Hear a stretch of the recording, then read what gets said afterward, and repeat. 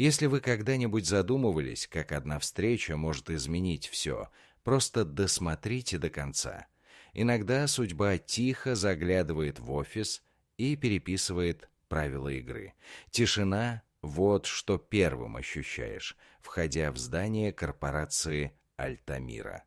Высоченный стеклянный небоскреб будто рассекает небо над Мехико, холодный и величественный. Внутри же точность, как в часах, сделанных в Швейцарии. По коридорам неслышно скользят туфли по мрамору, голоса звучат шепотом, а улыбки натянуты и выверены. Все держится на одном законе — страхе. Империя Дамиана Альтамира не знала другого способа управления. Когда на горизонте появился рассвет, на 48-м этаже с панорамными окнами Люсиана, начальница HR-отдела, срочно собрала персонал. «Нам срочно нужна новая ассистентка». Голос ее дрожал. «Мисс Мендес уволилась. Сегодня утром». Нервный гул прошел по залу. Это была уже 4-я за 2 месяца. Уволилась или ее сломали? Прозвучал чьих-то шепот, вызвав волну тревоги. «Господину Альтамиру нужна помощница. Уже сегодня», — сказала Люсиана, закрывая папку с таким напряжением, что побелели костяшки ее пальцев. Есть ли кандидатуры? Молчание. Тягучее, липкое, как туман. Никто не решался стать очередной жертвой. Ведь Дамиан Альтамир — это не просто имя. Это приговор. В свои 35 он был лицом бизнес-журналов с заголовками вроде «Беспощадный стратег» или «Человек из стали».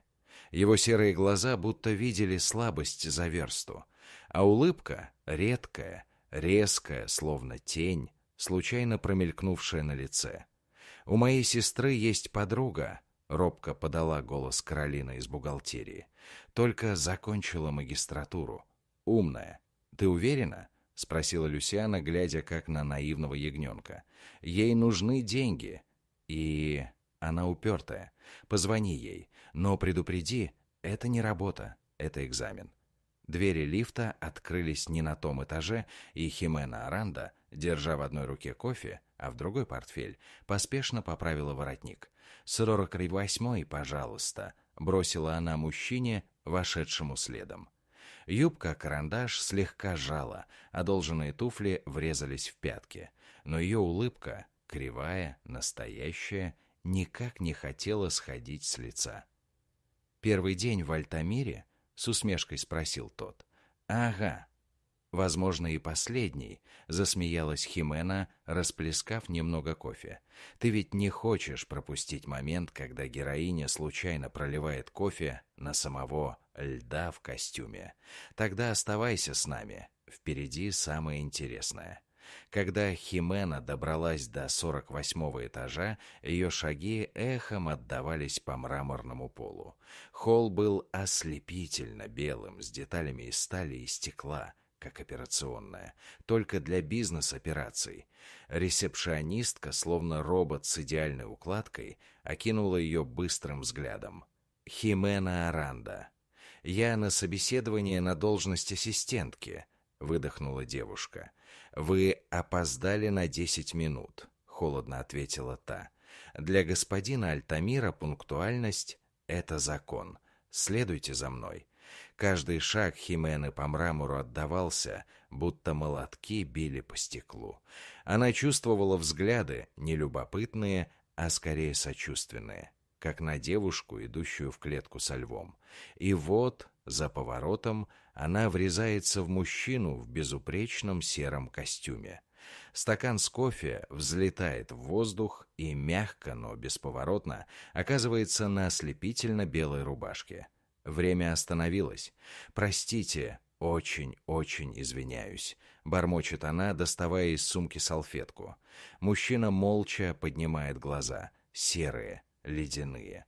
«Думаю, мне стоит представиться», — выдавливает она, пытаясь разрядить обстановку. «Я Химена Аранда, потенциальная новая ассистентка. Ну, по крайней мере, была. До этого момента». Он молчит, как статуя. Пауза становится почти невыносимой. «Я Дамиан Альтамир», — наконец произносит он. Вот и все. «Пиши пропало», — подумала она. «Извините за кофе, но он был отличный. Колумбийский. Борис говорил, что это свежая партия. На его лице что-то дрогнуло. Мелькнула эмоция, может, даже намек на усмешку, но исчезла тут же. «Вы много говорите, мисс Аранда, только когда нервничаю, или голодна, или вообще не сплю», — выдохнула она. Сотрудница, стоящая поблизости, чуть не уронила папку от шока. «В мой кабинет», — коротко бросил он и пошел, не оборачиваясь. Химена поспешила за ним, чувствуя на себе взгляд той самой сотрудницы. «Он всегда такой милый? Или сегодня у меня особенный тариф?» — прошептала она. «Ты уже подписала себе приговор», — тихо ответила та. Внутри офиса стекло, минимализм и панорама на Мехико, будто мир лежал у ног его владельца. «Знаете, почему я вас нанял?» — спросил он, даже не глядя. «Из-за первого впечатления?» — попыталась пошутить Химена. Он поднял ее резюме. Магистратура, коммуникации, рекомендации. «Мне нужен человек, который умеет говорить», — сказал он. «Мы выходим на международные рынки. Ваше первое задание — презентация для японских инвесторов. Через неделю». «Я справлюсь», — кивнула она, хотя внутри все перевернулось. «В следующий раз ты узнаешь, что скрывает ее старенький блокнот, и почему Альтамир вдруг перестает быть просто начальником. Не проморгай. Если ты все еще здесь, возможно, ты неравнодушен к историям, в которых холод встречается с теплом. Оставь пару слов, если хоть раз чувствовал, что тебе дают шанс, вопреки всему. А мы продолжаем». Неделя пролетела, как в тумане. Кофе, бессонные ночи, утренние зумы, блокнот, который она заполняла на лету, и взгляд Альтамира, в котором было что-то неуловимое.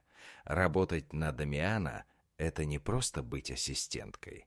Это как танцевать вблизи обрыва. Волнительно, страшно и странным образом захватывающе. Она быстро поняла, ему нужно не подчинение, а результат. И результат она собиралась дать. В пятницу, когда солнце клонилось к горизонту, он зашел в ее кабинет. «Что вы так увлеченно пишете?» Химена инстинктивно захлопнула блокнот. «Просто заметки. Я ненавижу ложь больше, чем ошибки». Она замерла, а потом, будто приняла вызов, протянула ему тетрадь. На страницах не просто списки задач. Там были отрывки, метафоры, мысли, почти стихи. Здание Альтамира — стеклянная крепость. Здесь воины носят армани, а их оружие — острые фразы в договорах. Здесь никто не кровоточит, но все в шрамах. Он молча листал, взгляд стал непроницаемым. «У вас есть талант», — наконец произнес он, — «но вам нужен фокус». «Это был комплимент?» — приподняла бровь Химена. «Профессиональное замечание». «Я просмотрел вашу презентацию. Она приемлема. Для Альтамира это как аплодисменты стоя. Вы представите ее лично. Завтра в Монтерее. Завтра. Вылет в 8. Частный борт. Это не просьба. Ночь прошла как в тумане. Утро началось в роскошном салоне частного самолета. Итальянская кожа, запах дерева и абсолютная тишина. Химена смотрела в иллюминатор. Альтамир в ноутбук. «Вы вообще отдыхаете? А вы?» «Не глядя», — ответил он. «Видела, как вы пишете до 2 ночи». «Система фиксирует вход на сервер», — ответил он. «Это не слежка, это эффективность». Впервые за все время он задержал на ней взгляд. «Почему вы столько пишете?» Она замерла. Это был не просто профессиональный интерес, потому что слова — единственное, что помогает мне понимать мир. Назвать значит приручить. А вы что пытаетесь понять? Он ничего не ответил, но его глаза дрогнули, и в этом молчании было больше откровенности, чем в словах. Дальше отель, 1 номер и лунный свет на балконе. Ты ведь не хочешь прерывать эту историю именно сейчас? Роскошный отель в Монтерее встретил их приветственным лобби, мерцающим мрамором и рецепционисткой с натянутой улыбкой. «Ваш люкс готов, господин Альтамир. Должно быть 2 комнаты», — вмешалась Химена, чувствуя, как напряглось все тело. «Боюсь, бронирован только 1 номер. С гостиной и раскладным диваном». «Это ошибка моей помощницы», — резко отрезал Дамиан, и они направились к лифту. Поднимаясь вверх, сердце Химены колотилось. 1 номер. Выходные. И этот человек, о котором она теперь знала гораздо больше, чем хотела бы. Когда дверь люкса открылась, она сделала шаг вперед и повернулась к нему с дерзкой полуулыбкой. «Спокойно. Я не кусаюсь, если меня не провоцировать». Часы показали 2:00 ночи. Она вышла на балкон. Ночной Монтерей растянулся внизу, как ковер из огней. Горы за городом чернели силуэтами. Спать не хотелось. Не от дивана, от мыслей. Он был рядом, за дверью. Его тень в голове. «Бессонница?» — прозвучал низкий голос позади. Он стоял в одних черных пижамных брюках. Его торс освещался лунным светом. «Ночи всегда были моими», — прошептала она. «В них мысли становятся чище. А какие мысли не дают вам уснуть, мисс Аранда?» «Просто Химена в 2:00 ночи». Она улыбнулась. Они молчали, смотря на мерцающий город. Не было ни напряжения, ни страха, только редкое хрупкое спокойствие. «Почему вы пишете?» — снова спросил он. «Моя мама была учителем литературы», — сказала она, сама удивляясь, что делится этим. «Она читала мне сказки, где слова соединяли невозможное. Когда она умерла, писать стало моим способом продолжать с ней разговор». Он кивнул, медленно. «А что привело вас в бизнес?» «Ожидание. Я 3-е поколение Альтамиров. Все было решено задолго до меня». «Но были мечты?» — тихо спросила она. Он отвел взгляд. «Астрономия. Я картографировал звезды с крыши нашего дома. И что случилось с телескопом?» Отец его убрал. Сказал: «Несерьезно». На сердце Химены легла внезапная нежность. «Звезды всегда наши», — сказала она почти шепотом. «Надо просто вспомнить, как на них смотреть». И тогда их взгляды пересеклись. Тишина между ними была как теплая вода, не пугающая, а принимающая. Барьеры начали трескаться. Утром все вернулось на свои места. Деловые костюмы, презентации, жесткие выражения лиц. Но когда Химена вышла перед японскими инвесторами, голос ее звучал твердо, четко, глубоко. Когда все закончилось, главный представитель поклонился. «Ваша команда по-настоящему понимает нашу культуру». Альтамир лишь кивнул, но его глаза сказали больше, чем любые слова. А знаешь, что происходит, когда самое упрямое из всех все-таки попадает в сердце самого холодного? Если ты дочитал до этого момента, возможно, в тебе тоже живет тот, кто верит в силу слов и честных чувств. Поделись, какой момент зацепил тебя. Это больше, чем просто история. Это зеркало. Вечер после презентации был полон недосказанных слов и вкрадчивых взглядов.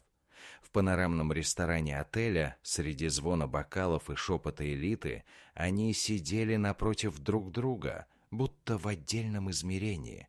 «Какой твой самый большой страх?» — спросила Химена, когда бокал с красным вином уже был наполовину пуст.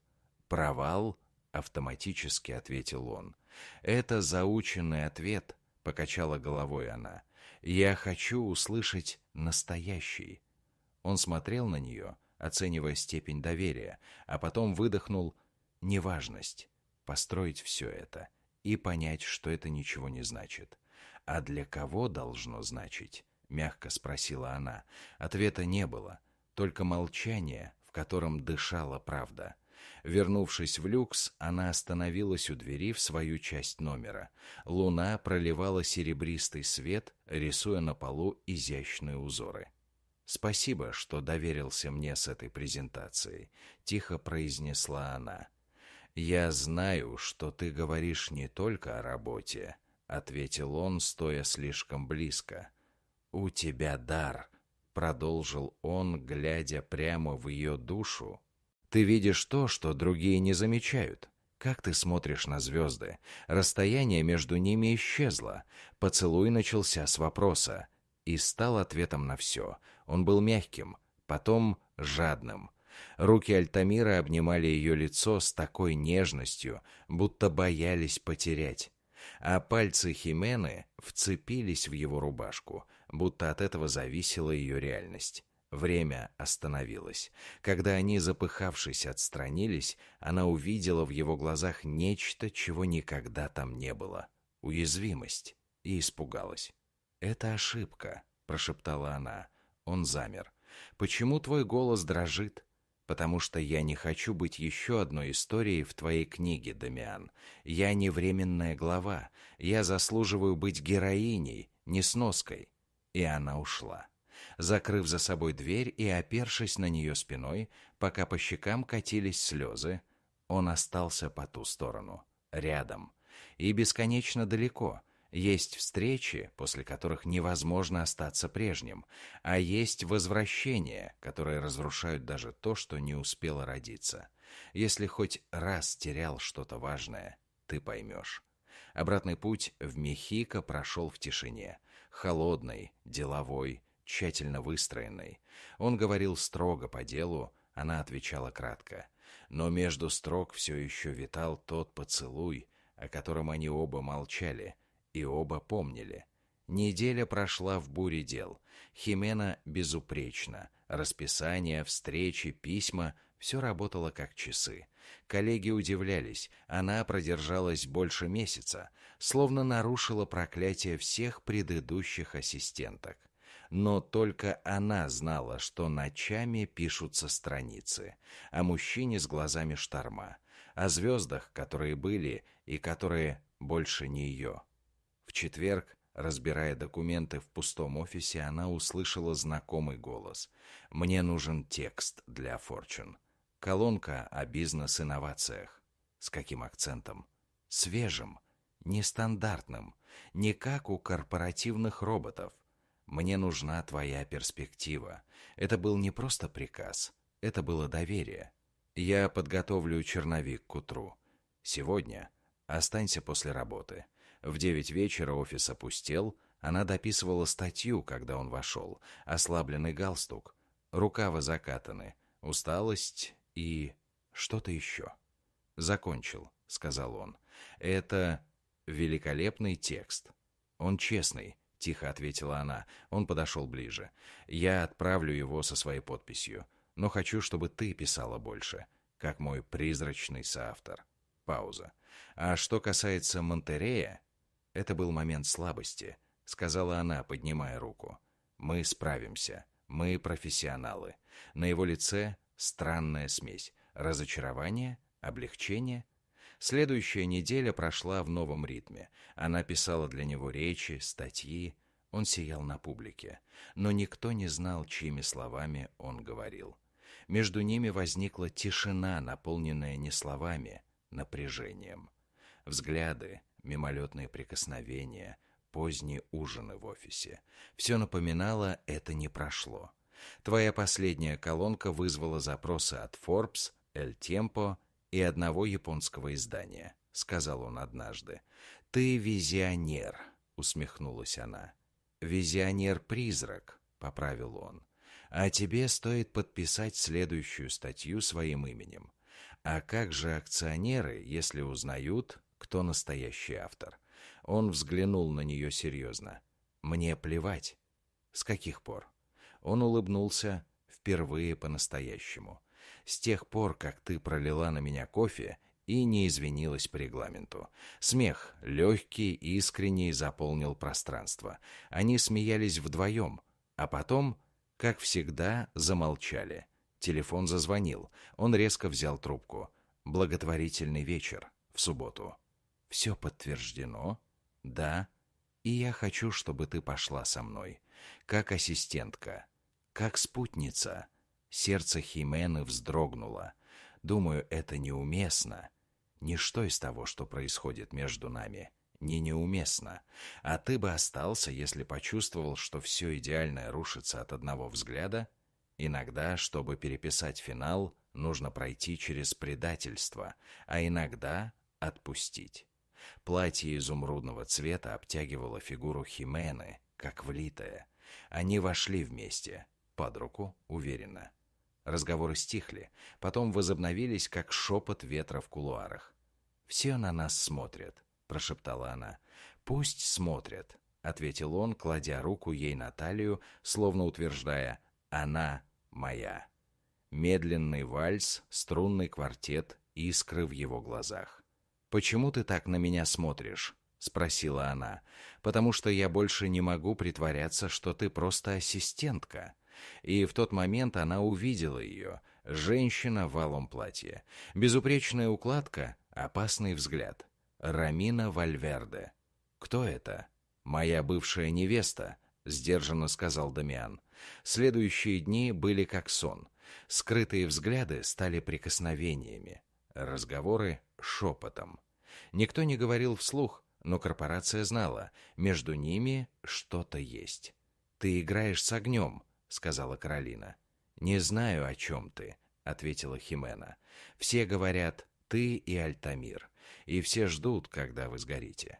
И тогда Рамина снова появилась, в безупречном костюме, с улыбкой, как у хищника.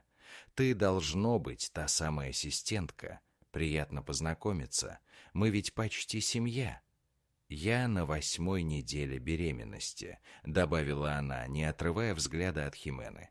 Время остановилось. Химена смотрела на Дамиана. «Это правда?» «Все сложно». Это не ответ. Она собрала вещи. «Поздравляю вас. Завтра я подам в отставку». «Подожди». «Спасибо, что показал. Я не часть твоей истории. Я была ошибкой». И она ушла. Сквозь холл, в котором все еще витал запах кофе, смешанный с обманом. 3 недели спустя. Он перечитывал ее письмо. «Есть любви, как кометы. Яркие, но обреченные. Наша даже не вспыхнула. Была спичкой в шторме. Но все же светила, пока длилась. Он знал, потерял. Из-за страха, из-за прошлого. Рамина — ложь. Ни беременности, ни любви. Только контроль». Он собрал документы. «Куда ты?» — спросила она. «Туда, где есть свет». Дождь лил стеной. Химена сидела у окна и писала. Анонимный блог о корпоративной власти набирал подписчиков. Но это было не о бизнесе, это было о нем. И когда в дверь постучали, она не удивилась. Дамиан стоял с мокрым пакетом в руках. «Это тебе». Внутри книга, ее книга. Невысказанные слова, ее имя золотыми буквами. Открыла. На первой странице надпись от руки. «Женщине, которая научила меня снова смотреть на звезды. Ты выйдешь за меня, даже если это значит спорить о кофе каждое утро». «Это слишком рано», — прошептала она.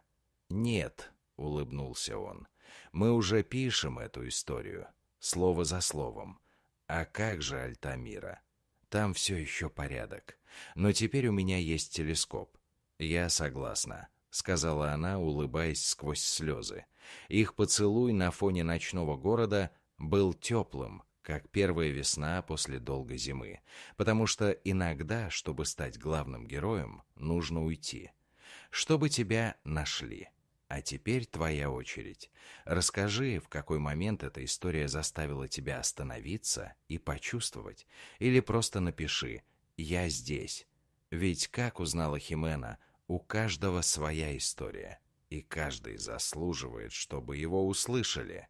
До скорого на нашем канале.